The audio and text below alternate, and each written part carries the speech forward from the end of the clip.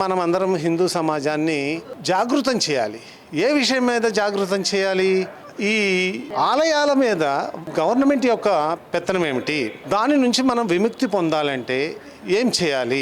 ఏదైనా సరే గవర్నమెంట్ దృష్టికి ఒక విషయాన్ని తీసుకెళ్ళాలి అంటే గవర్నమెంట్ వారికి మనం శక్తి రూపంలో చూపించాలి. శక్తి రూపంలో అంటే సమీకరణ 10,000 మందా, 50,000 మందా, 1,00,000 ఇలా మనం ఏం చేసామో ఒక ఆలోచన చేసి అత్యధిక సంఖ్యలో మనం వెళ్ళి కానీ మన యొక్క డిమాండ్, మన ప్రధానమైన డిమాండ్ ఏదైనా చెప్పాలి అంటే ముందు మనం ప్రయత్నం చేయాలంటే దీనికి ఒక ప్రణాళిక కావాలి. ఈ ప్రణాళిక మనం ఏం చేసాము, సోషల్ మీడియాని ఉపయోగించుకున్నాము. కరపత్రాలు కానివ్వండి, ప్రచార సామాగ్రి, ప్రచార మాధ్యమాలు, ఇలా రకరకాల కోణాలలో మనం పూర్తిగా గ్రామీణ ప్రాంతాల్లో కానివ్వండి, పట్టణాల్లో కానివ్వండి తీసుకెళ్ళి ఈ 5వ తారీఖుని మనం ఎలా దీన్ని విజయవంతం చేయాలి అనేది కొంత సమయం తీసుకొని దీని మీద దృష్టి పెట్టి ఈ చక్కటి ప్రణాళిక చేసి ఈ ప్రణాళికాబద్ధంగా చేసినటువంటి ఈ యొక్క కార్యక్రమమే హైందవ శంఖారావం. అదొక నిదర్శనం, మనకి ఒక క్రమశిక్షణ, ప్రధానంగా క్రమశిక్షణ విషయంలో ఈ రాష్ట్ర ప్రభుత్వంలో పనిచేస్తున్నటువంటి పోలీసు యంత్రాంగం కూడా ఆశ్చర్యపోయే విధంగా మనం దాన్ని పూర్తి చేసుకోవాలనే ఒక సందర్భం కలిగింది. స్వయంగా విజయవాడకు సంబంధించినటువంటి పోలీస్ కమిషనర్ వారు కూడా 5 లక్షల మంది వచ్చారు. ట్రాఫిక్ నియంత్రణ వాళ్ళే చేసుకున్నారు, పార్కింగ్ వ్యవస్థ వాళ్ళే చేసుకున్నారు, భోజన వ్యవస్థ వాళ్ళే చేసుకున్నారు. కేవలం మేము ఒక ప్రేక్షక పాత్రే మాది. ఇదే ఇంకొక వర్గం వాళ్ళు ఇంత పెద్ద కార్యక్రమం చేస్తే అంటే సుమారుగా 5 నుంచి 6 గంటల సమయం పట్టింది వాళ్ళు ఈ కార్యక్రమాన్ని చేసుకోవడానికి. అంటే మాకు ఎంత శ్రమని తగ్గించారో, అంటే ఎంత క్రమశిక్షణ మాకు, అంటే ఈ హిందూ సమాజం సనాతన ధర్మాన్ని ఎవరైతే ఆచరిస్తారో, హిందూ అంటే హింసకి దూరం, దీనిలోనే ఉంది అర్థం. హిందూ అంటే ఏంటి? హింసకి దూరం అనేది మనం గుర్తించాలి. అంటే మనం హింసకి దూరం కనుకనే మనని పోలీసు వాళ్ళు మెచ్చుకునే అవకాశం జరిగింది. బిర్యానీ లేనిది ఈరోజు రానటువంటి సందర్భంలో ఈరోజు మార్పు రావటానికి కారణం కూడా మనం చేస్తున్నటువంటి ఈ ఏవైతే రాష్ట్రీయ స్వయం సేవక్ సంఘ ఆధారంగా వివిధ క్షేత్రాలలో పని అయితే జరుగుతుందో, అటు ధర్మజాగరణ కానివ్వండి, విశ్వ హిందూ పరిషత్ ఆధ్వర్యంలో ఇప్పుడు ఇది సమావేశం, ఈ సభ జరగటానికి ప్రధాన కారణం విశ్వ హిందూ పరిషత్ బ్యానర్ మీద. ఇలా మావేవైతే వివిధ విభాగాలు ఉన్నాయో ఈ విభాగాల వాళ్ళందరం కూడా ఒక ప్రణాళికాబద్ధంగా మేము గ్రామాలకు వెళ్ళటం జరిగింది. గ్రామాలలో భవిష్యత్తుని, బంగ్లాదేశ్లో ఏం జరిగింది, ఇప్పుడు భవిష్యత్తులో ఇక్కడ జరగదని ఏంటి గ్యారంటీ? ఒక వర్గం 15 సంవత్సరాల తర్వాత మేమేం చేయబోతున్నామని వాళ్ళు బాహాటంగా చెప్తున్నారు. అప్పుడు మనం ఏం చేయాలి? సంఘటితం కావాలి. కులాలకు అతీతంగా, రాజకీయాలకు అతీతంగా మనం సంఘటితమైతేనే భవిష్యత్తులో మన మనవళ్ళు మనవరాళ్ళకి సురక్షితంగా ఉండాలి.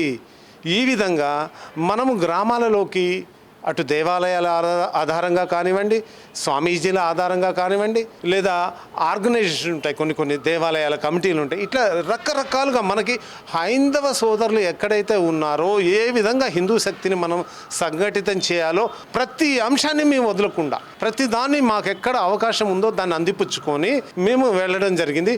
ఆ యొక్క కష్టానికి ప్రతిఫలము యొక్క నిదర్శనమే మొన్న హైందవ శంఖారావం.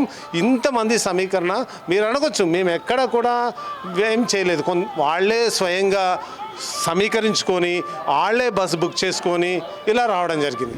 ఆంధ్రప్రదేశ్లో హిందువుల చైతన్యం ఎలాగుంది అనేది మొన్న ఏదైతే జనవరి 5ని హిందూ శంఖారావం విశ్వ హిందూ పరిషత్ పిలుపునిచ్చిందో ఆ శంఖారావానికి సుమారుగా 5 లక్షల నుంచి 7 లక్షల మంది హాజరవడం జరిగింది. మీ అందరికీ తెలుసు, ఈరోజు ఒక రాజకీయ మీటింగ్ కానీ, ఒక రాజకీయ సదస్సు కానీ, ఇంకో సదస్సు కానీ జరిగితే అక్కడ ఒక బిర్యానీ బాటిల్, ఒక మందు బాటిల్ పెడితేనే కానీ ఎవరు ముందరకు రారు. అయినప్పటికీ హిందుత్వం మీద ఎంత నమ్మకంతో వచ్చారు, మా డిమాండ్స్ మీద ఎంత నమ్మకం ఉంది, అది కావాలి అని ఆంధ్రప్రదేశ్ నుంచి సుమారుగా 5 లక్షల నుంచి 7 లక్షల మంది వాళ్ళ డబ్బులు పెట్టుకొని అక్కడికి చేరుకున్నారు. మరి అదేవిధంగా ఈరోజు ఏవైతే రాజకీయ నాయకులు ఉన్నారో, రాజకీయ పార్టీలు ఉన్నారో వాళ్ళందరికీ కూడా తెలియవస్తోంది, హిందువులు గనక గలం విప్పితే ఎలాగుంటుంది, హిందువులు గనక రోడ్డు మీదకి వస్తే ఎలాగుంటుంది అనేది వాళ్ళందరికీ అర్థమయ్యేటట్టు ఈ హిందూ శంఖారావం అనేది విహెచ్పి దిగ్విజయంగా పూర్తి చేశాం.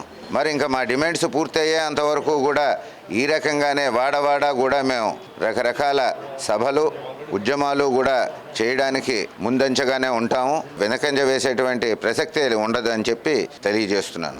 మొన్న జరిగినటువంటి హిందూ శంఖారావం ఒక 2000 సంవత్సరాలుగా మన హిందూ జాతిపై జరిగినటువంటి దాడికి నిలబడి ఈ రోజుకి తలెత్తుకుని ఉన్నటువంటి హైందవ జాతి కొన్ని దశాబ్దాలుగా ఎందుకో నిస్త్రాణంగా నిస్తేజంగా, అంటే స్వాతంత్రం వచ్చిన తర్వాత మన వాళ్లే పరిపాలిస్తున్నారు కదా అనేటువంటి ఒక నిర్లిప్త ధోరణిలో ఉండిపోయినటువంటి మన హిందూ బంధువులందరూ కూడా ఒక్కసారిగా ఉత్తేజాన్ని, ఉద్రేకాన్ని తీసుకుని మన సమాజంలో మన హిందూ బంధువులపై జరుగుతున్నటువంటి దాడులకు వ్యతిరేకంగా ఐకమత్యంతో సొంత ఖర్చులతో వచ్చినటువంటి వారిని అందరినీ చూస్తూ ఉంటే అక్కడ మాకు ఒళ్ళు పులకరించింది, జలధరించింది. ఎందుకంటే అటువంటి చైతన్యము వచ్చినప్పుడు మాత్రమే ఏ జాతి అయినా మనగలుగుతుంది. అటువంటి దాన్ని మనం అక్కడ చూడగలిగాము.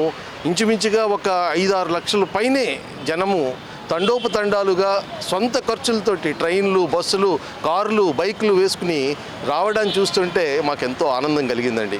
అటువంటి సమావేశాల ద్వారా మన ప్రభుత్వాలకు, పాలకులకు మన శక్తి ఏమిటో నిరూపించేటువంటి అవకాశం ఏర్పడడం నిజంగా మనందరి యొక్క అదృష్టము. దాన్ని నిర్వహించినటువంటి విశ్వ హిందూ పరిషత్ వాళ్ళకి శతకోటి వందనాలతో మేము ధన్యవాదాలు తెలియజేస్తున్నామండి. విజయవాడలో జరిగింది అద్భుతమైనటువంటి విజయాన్ని, అద్భుతమైనటువంటి ఆనందాన్ని కలిగించింది.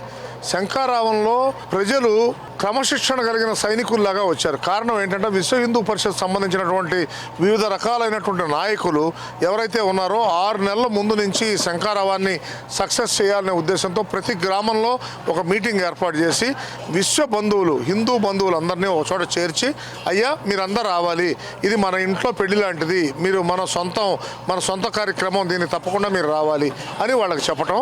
వచ్చిన వాళ్ళు ఎక్కడ అవకాశం ఉంటే అక్కడ మనం అందరం కలిసి హిందూ అభివృద్ధి కోసం ఆలోచన చేయాలి అని చెప్పేసి క్రమశిక్షణ కలిగిన సైనికులుగా తయారు చేశారు. దానివల్ల పోలీసు వాళ్ళకి పని తప్పింది. అదేవిధంగా వచ్చినటువంటి వాళ్ళు కూడా అక్కడ ఉన్నటువంటి ఎవరైతే రక్షకులు ఉన్నారో, ఏది విశ్వ హిందూ పరిషత్తులో పనిచేసేటువంటి రక్షక యువకులు ఉన్నారో వాళ్ళందరూ అటుపక్క విజయవాడ దగ్గర నుంచి ఇటుపక్క గుంటూరు జిల్లా వరకు, ఇటుపక్క నందిగామ దగ్గర నుంచి మొదలయ్యి ఎలా వెళ్ళాలి అనే సూచన బోర్డులు ఉండటం వల్ల ప్రతి ఒక్కళ్ళు చాలా సక్సెస్ఫుల్గా ముందుకెళ్ళడం జరిగింది. దానివల్ల ఎక్కడ ఎటువంటి తోపిడీ కానీ ఇబ్బందికరమైన పరిస్థితి కానీ రాలేదు.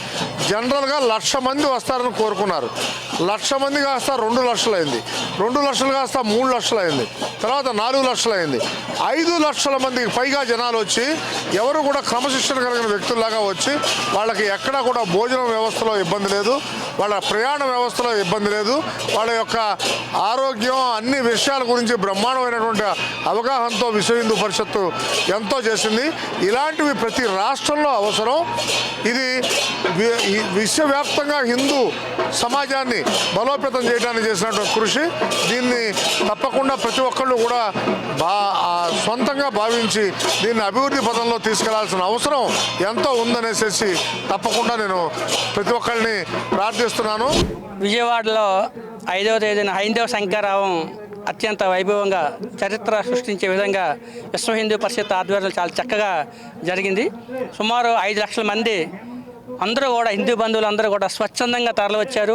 నేను గత 20 ఏళ్ళుగా ఎన్నో రాజకీయ సమావేశాలు చూశాను, కానీ ఇంత ఆర్గనైజ్డ్గా చాలా ఒక క్రమశిక్షణ పద్ధతిలో ప్రతి ఒక్కరూ వచ్చి ఖాళీగా ఉన్న కుర్చీల్లో కూర్చున్నారు. అందరికీ కూడా కుర్చీలు ఏర్పాటు చేశారు. అందరికీ కూడా స్టీల్ గ్లాసుల్లో వాలంటీర్స్ వచ్చి దగ్గరికి మంచినీరు సదుపాయం కూడా ఇచ్చారు. అందరికీ భోజన వసతి కూడా ఏర్పాటు చేశారు. అందరూ కూడా సుమారు కిలోమీటర్ నుంచి అక్కడ బస్సులు, కార్లు పార్కింగ్ చేసుకొని స్వచ్ఛందంగా నడిచి వచ్చి అక్కడ ఎంతో చక్కగా క్రమబద్ధీకరణలో కూర్చున్నారు. ఎంతోమంది పీఠాధిపతులు, స్వామీజీలు వచ్చారు. వారంతా కూడా దిశానిర్దేశం చేశారు. చాలా చక్కగా నిర్వహించారు. మరి చూస్తున్నాం ఈ మధ్య చిన్న చిన్న ఆలయాల్లో తొక్కిసలాట్లు ఇవని, అక్కడ అధికారులు ఉంటున్నారు. వాళ్ళు పట్టించుకోవట్లేదు. కానీ ఈ యొక్క హైందవ శంకరావం అందరికీ కూడా ఒక సబ్జెక్ట్ లాంటిది.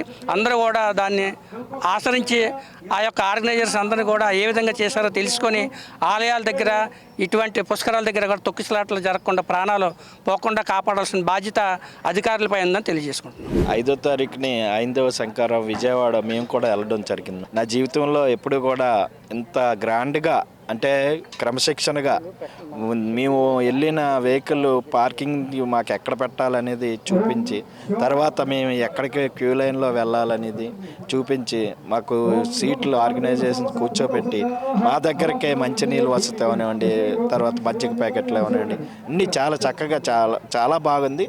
ఒకే వేదిక మీద 150 మంది స్వామీజీలని చూసి మేము కనువిందయ్యాము. ఇటువంటి అరుదైనగా మాకు కలిగింది.